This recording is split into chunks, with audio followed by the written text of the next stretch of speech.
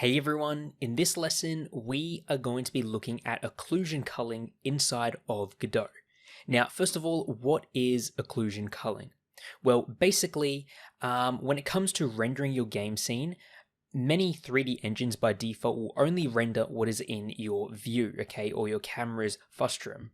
So basically everything we see on screen right now is going to be rendered, whereas the houses just off screen to the left and right will not be rendered, okay? So that is an automatic optimization that many, or pretty much every 3D game engine does. But what they do not do automatically is not render objects that are hidden. So if I bring my camera down here, okay, on our screen, we can only really see about 5 houses, but all of those houses that are behind are also being rendered as well. And the reason why is because by default, the game engine doesn't really know if those houses are visible or not. So it is going to have trouble by default to figure that out. Now, what we can do is enable something called occlusion culling to basically make it so that when our camera is down here, we are only rendering what it can see and not all of these houses behind.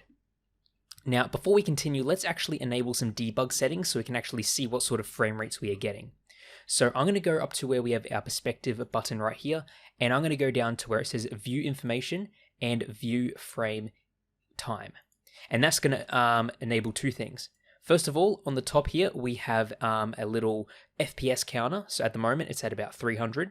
And then down here on the bottom right, we have information such as the amount of objects, primitives, and draw calls currently being rendered. Now, if I have my camera up here, you can see that the frame rate is at about 300. But if I bring my camera down here, you can see that the frame rate really isn't that different. It's about 280 down here. And when I go up to see all the houses, it's about 300, okay? So there's not really that much of a performance difference, even though down here, we technically should not be rendering all those houses behind. So how can we fix this? How can we make it so that when our camera is out of view of a building, it is not being rendered?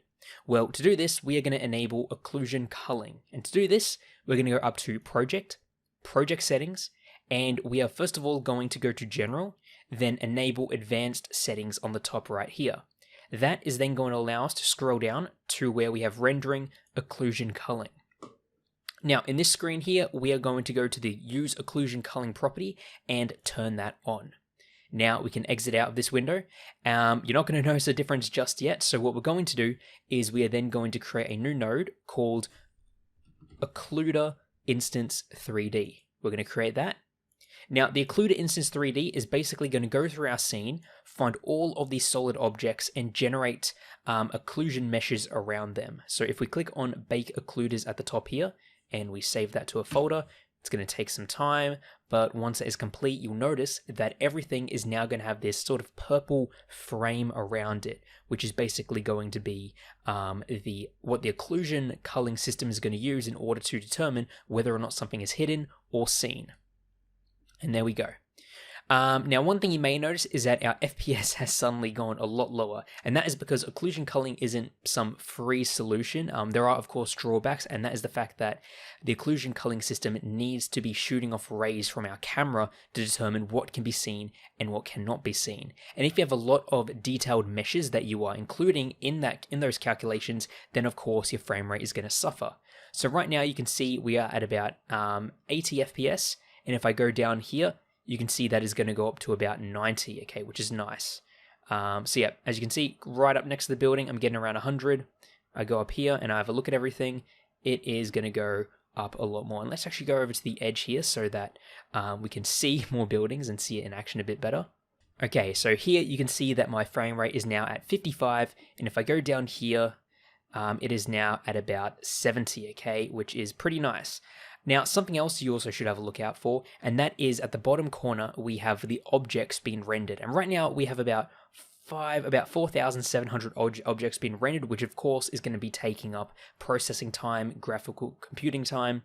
But if I dip down here, you can see that number shoots down dramatically down to about 200. And that is because all those objects that is not currently being seen by the camera are not being rendered, which is thanks to the occlusion culling system.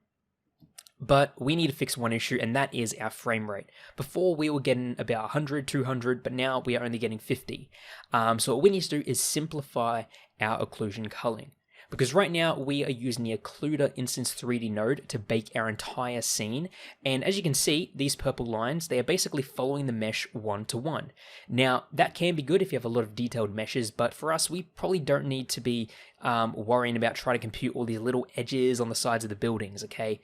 So that's only going to impact our performance in a negative way, having to worry about all these different points that we need to keep track of. So what I'm going to do is I'm going to delete the occluder instance 3D node here. Okay. And again, you'll see that our FPS actually shoots up when we delete that. And instead, what we're going to do is we're going to create our own custom occluder for this house scene. So I'm going to open up my house scene here, or whatever scene you have that you want to basically apply occluder to. And we are going to attach that occluder instance 3D node. Now, we're not going to click bake. Instead, we're going to go to the inspector, go to the occluder property, and we are going to create a new box occluder 3D. Now, if we get into a side view here, we can then, just like with a collision shape, basically shape this box, and I'm going to basically make it just fit the bounds of this house here. Okay, so something like that. And then on the side here, we also want to make it like that. And there we go. So now we have just our basic box shape around this house, a lot more simplistic compared to the fine detailed mesh we had before. So we can save that scene, go back to our main occlusion culling scene here. And you'll notice, okay, when I look up, once again, we have pretty much the exact same FPS, maybe a little bit lower because we are still using the occlusion culling with shooting off the rays and having to calculate all those things, but it is a lot better than it was before. Now, if I dip below the surface here, you can see my FPS is shooting up to about 350 compared to 200 when I'm up here, okay? And you can of course see the objects being rendered as well is going down. So if I look here, we have about, if I'm right up next to the building, we have about 3 objects being rendered at about 300 FPS. And if I go up here, we have about 4,700 objects being rendered with a much lower FPS.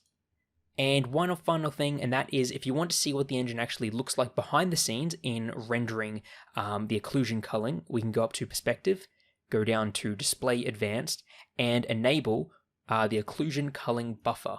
And this is basically what the occlusion culling system looks like. Okay, so you can see here that it is, first of all, very low resolution because we don't want this to be too high resolution, otherwise it's going to impact our performance, but at the same time we don't want it to be too low, otherwise that will be missing out on some geometry.